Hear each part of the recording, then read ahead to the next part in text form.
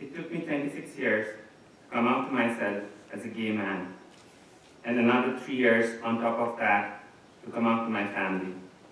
Trust me, it was difficult. It was a long and excruciating journey where I lost myself several times. I was so lost that at times I convinced myself that I was wrong and needed to be fixed. The isolation and the uniqueness of the feelings were always disturbing. I prayed every night when I went to bed that next morning when I wake up, I should be able to love the right sex. But of course, it never worked. It frustrated me when people refused to see I was a little bit different than the most around. They made fun of me, told me that I will never be successful and will never make anyone proud. I learned to hide myself when I couldn't kick a football when I was 10 during my sports class, and my friends shouted, "What a girl you are," and I retracted in the shell that I made for myself. I learned to please everyone but myself when my father criticized, "Try to be a man for God's sake." It's just because I was cooking. I learned to be manipulative when my mother did not acknowledge that I never had interest in girls, and to her defense, she said, "He's too busy with school."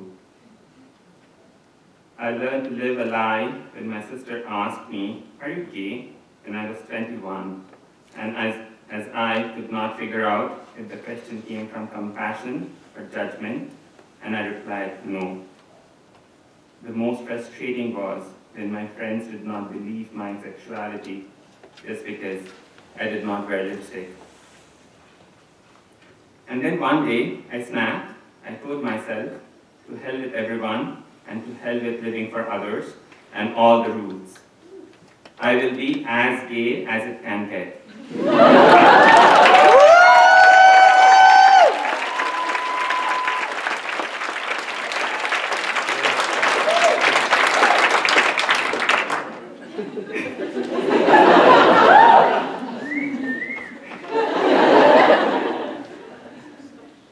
So I shouted, wearing my skinny jeans and my pink shirt, that I am gay.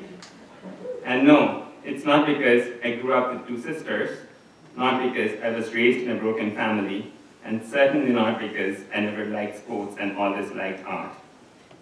It is simply because I like men. Everything about men, the way we look, the way we talk, the hair, the smell, the whole body, and there is no need for any justification. After I broke out of my closet, I thought I knew everything about myself, what I like, what I feel, what my struggle is going to be in the next 10 years. It seemed the cloud around my life had disappeared suddenly, and there I was. I could clearly imagine myself with my man, a very intellectual and bearded man. I sincerely believed that life onwards will have a lot of struggle but less surprises, and I was ready to learn. I learned to live with depression out of loneliness every passing moment.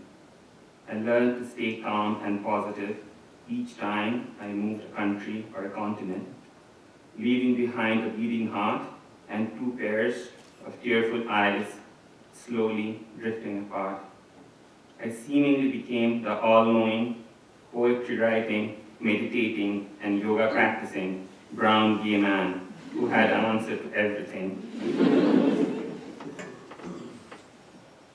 And then, that night, I met him, and my world changed again. I knew there was something very odd about him. No one smiled so much for a hookup.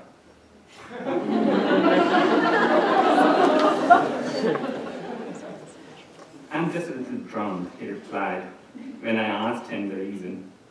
But the moment we got closer, I knew there was something very different about him. Very oddly different. And my science-trained mind was racing to deduce, based on what I was seeing, every inch of his skin, every bit of his invisible and visible scars. It took me 5 minutes actually to figure out. I was in bed with a man who was born with a vagina. I was so confused and perplexed, as I knew for sure I never felt attracted towards that body part. "What the hell are you doing, mister?" screamed my brain. My brain wanted me to recoil and run away. It warned me, he does not have the thing that you like. But instead, I followed my heart. I kissed him. It has been several nights since I met him. I so much wished that it will pass, that it was just a night when I was very horny and did not know what I was doing.